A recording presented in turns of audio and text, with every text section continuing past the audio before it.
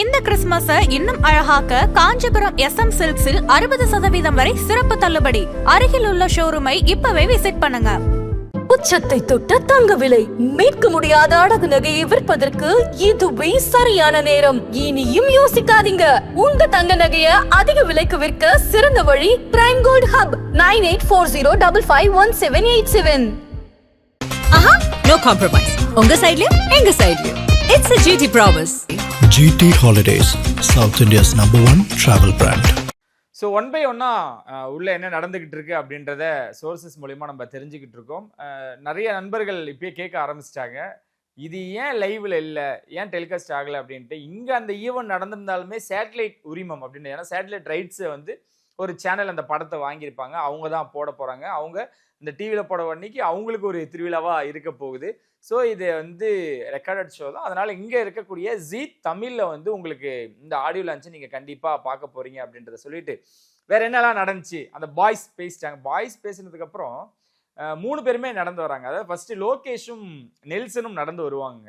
Vijay sir உட்காந்து பார்த்துட்டே இருப்பார். இவங்க வேற அந்த ரேம்பை வந்து பெருசாக போட்டாங்களா, அங்கேருந்து இங்கே நடந்து வரதுக்கே கிட்டத்தட்ட ஒரு 5 minutes கிட்ட ஆயிடுது. விஜய் அவர்கள் பார்க்குறாரு, பசங்க நடந்து வந்து இவர் எந்திச்சு போய் அவங்கள வெல்கமாக ரிசீவ் பண்ணுறாரு. அப்போ லோகேஷ் கட்டி அணைச்சி ரொம்ப அழகாக இருந்துச்சு அந்த மூமெண்ட். அதான் எல்லாருமே க்ரௌடே பயங்கரமாக செலிப்ரேட் பண்ணியிருப்பாங்க, பார்த்துருப்பீங்க. நெல்சனும் அப்படியே அவரை கட்டி அணைச்சிட்டு அப்படியே இந்த பக்கம் கிராஸ் ஆகுறாரு.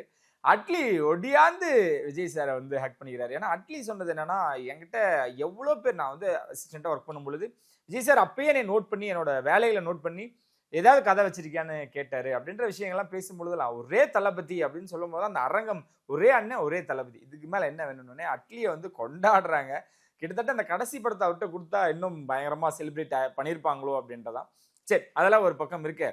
இந்த சேர்ஸ் போட்டிருக்காங்க, விஜய் சார் உட்காந்துருக்காங்க, ப்ரொடியூசர் உட்காந்துருக்காங்க, அனி உட்காந்துருக்காரு, வினோத் உட்காந்துருக்காரு. அங்கே இருக்கக்கூடிய ஃபேன்ஸ் எல்லாருமே வந்து விஜய் சார்னு கத்தி கூப்பாடு போது அவருக்கு அங்கே என்ன நடக்குது, அங்கே என்ன பேசுறது கேட்குதுன்னு இல்லாமல் இவங்களோட அவர் கம்யூனிகேட் பண்ணிட்டு இருக்காரு. அதெல்லாம் பார்க்க ரொம்ப அழகாக இருந்துச்சு. பார்த்துட்டு ரியாக்ட் பண்ணுறதா இருக்கட்டும், ரியாக்ஷன்ஸ் கொடுக்குறதா இருக்கட்டும், ரொம்ப அழகாக இருந்துச்சு. அவங்க கூப்பிட்றாங்க, இங்கே எழுந்து போய் அங்கே இருக்கக்கூடிய ஒருத்தர்கிட்ட பொக்கே வாங்கிட்டு வந்து அழகாக உட்காந்தார். நம்மளுக்கு தோணலாம், ஸோ லைக் அது ஒரு பொக்கே கொடுக்குறாங்க, அது வாங்கிட்டு வந்து உட்காரதானடா செய்கிறாரு அப்படின்னு. அவரு அப்படி இருக்கணும் இல்லையே. ஏன்னா நிறைய விழாக்களில் பார்த்துருக்கோம், நிறைய ஸ்டார்ஸ் வந்து இந்த டெக்கோரம் அப்படின்னு சொல்லுவாங்க. ஏன்னா இப்போ ஒருத்தர்கிட்ட வாங்கினோம்னா இன்னொருத்தர் வாங்கலேன்னு சம்திங் இதாக இருக்கும், அந்த மாதிரியான விஷயங்கள் போயிட்டு இருக்கும். இன்னொரு ஆக்டர்ஸ் அவங்க வந்து டிஸ்டர்ப் பண்ணுவாங்க அப்படின்லாம் இருக்கும். இன்னைக்கு அந்த மனுஷன் அப்படி டோல் ஃப்ரீ மாதிரி ஜாலியாக இருக்காருங்க. என்ன கூப்பிட்றீங்களா, என்ன வேணும் உங்களுக்கு, பொக்கேவா கொடுங்க நான் வாங்கிக்கிறேன், ஹாய் ஃபோட்டோ எடுக்கிறீங்களா, ஹார்ட் சிம்பிள், எல்லாமே பயங்கரமாக என்ஜாய் பண்ணிக்கிட்டு இருக்காரு. ஓகே, அடுத்தடுத்து பேச ஆரம்பிச்சாங்க. நான் சொல்லுவேன் டெக்னீஷியன்ஸ், எடிட்டர், கேமராமேன் எல்லாம் பேச ஆரம்பிச்சு. நாசர் சார் பேசும் பொழுது ரொம்ப எமோஷ்னலாக நிறைய விஷயங்கள் ஷேர் பண்ணார். குறிப்பாக உங்களோட டிசிஷனை தயவு செஞ்சு நீங்கள் மாற்றிங்க தம்பி. ஏன்னா நீங்கள் படத்தில் நடிக்கணும், இந்த விமர்சனம்லாம் நீங்கள் பார்க்காதீங்க. விமர்சனம் இல்லை, இந்த அதுக்கு வரக்கூடிய விஷயங்கள்லாம் நீங்கள் பார்க்காதீங்க. தயவு செஞ்சு படம் நடிங்க. என் வாழ்க்கையில, என்னோட பையன் வாழ்க்கையிலே நீங்க ரொம்ப முக்கியமான ஒருத்தர். நீங்க பண்ண ஒரு செயலை எங்களால் மறக்கவே முடியாது. ஆல்ரெடி நம்ம நிறைய விஷயங்கள் பார்த்துருப்போம். நாசரோட குடும்பத்துக்கும் அவங்களோட மகனுக்கும் அவர் எவ்வளோ ஒரு விஷயம் பண்ணியிருக்காரு, முக்கியத்துவமானவர் அப்படின்றது தெரியும். ஏன்னா அவங்க பசங்க மிகப்பெரிய, அவங்க பையன் வந்து மிகப்பெரிய ஃபேன் விஜய் சாரோட. ஸோ அப்படி சொல்லும் பொழுது விஜய் சார் அதான் எங்கேயாவது ஒரு இடத்துல யோசிக்கிறாலும் இந்த மாதிரியான விஷயங்கள்லாம் சொல்லக்கூடிய இடம். இதுக்கு முன்னாடி வேற இடத்துல கிடைச்சிருந்தாலுமே கூட இந்த மேடையை பயன்படுத்துறாங்களா, அதுவே பெரிய விஷயம். நீங்க போறதுக்கு எல்லாருமே, ஏன்னா அவங்க யாருமே இந்த டிவிக்கு அரசியல் சார்ந்த விஷயங்கள் பேசாம வாழ்த்துக்கலண்ணா, நீங்க பெரிய ஸ்டெப் எடுத்துக்கிறீங்க, பெரிய விஷயம், வேற இடத்துல போய் உட்காருவீங்க அப்படின்னு சொல்றதெல்லாம் ரொம்ப ஹார்ட் டச்சிங்கா இருந்துச்சு. SSC அவர்களும் ஷோபா அவர்களும் ஏறும் பொழுது விஜய் சார் இங்கிருந்து போய் அப்பா அவர்களை கட்டி தழுவி அணைச்சி அவங்களோட அன்பை பரிமாறினாரு, ஓடினாருங்க. ரொம்ப மாதிரி அதுவும் ஒரு மாதிரி ஸ்டைலிஷாக இருந்துச்சு. இங்கேருந்து மேடி போயிட்டு எல்லா விஷயங்களும் அங்கே சேட் பண்ண விஷயங்களாக இருக்கட்டும். SSC அவர்களும் ரொம்ப ப்ரௌடாக நான் ஃபீல் பண்ணுறேன் என் பையனை பார்த்து. நாளைய தீர்ப்பு இந்த மாதத்துலலாம் ரிலீஸ் ஆச்சு. இன்னைக்கு பார்க்கும் பொழுது அவரோட க்ரோத்தை பார்க்கும் பொழுது அப்படின்னு அவர் பேசுகிற விஷயங்கள்லாம் ரொம்ப அழகாக இருந்தது. அப்படிதான் ஒன் பை ஒன்னா இது நடந்துக்கிட்டே இருக்கு. ப்ரொடியூசர் பேசினாருங்க, அதுதான். ஏன்னா இந்த படம் ஆரம்பிச்சிருந்து பூஜையை நம்ம பார்த்துருப்போம். அதுக்கப்புறம் ப்ரொடியூசர் எங்கேயுமே ஜனநாயகனை பற்றியோ விஜய் சார் பற்றியோ பேசவில்லை அப்படின்னு பார்க்கும் பொழுது இன்னைக்கு அவர் பேசுகிறாரு. நான் வந்து இந்த படம் பண்ணுறது எங்களுக்கு ரொம்ப ப்ரௌடாக இருக்குது. அது இல்லாம என்னோட ஒய்ஃப் வந்து விஜய் சாரோட பிக் பெரிய பெரிய ஃபேன் அப்படின்றாரு. அதுக்கு மேல என்ன வேணும்? ஏன்னா வீட்டுல மனைவிமார்கள் சொல்லிட்டா கணவர் மேல தட்டாம செஞ்சுதான் ஆகணும்.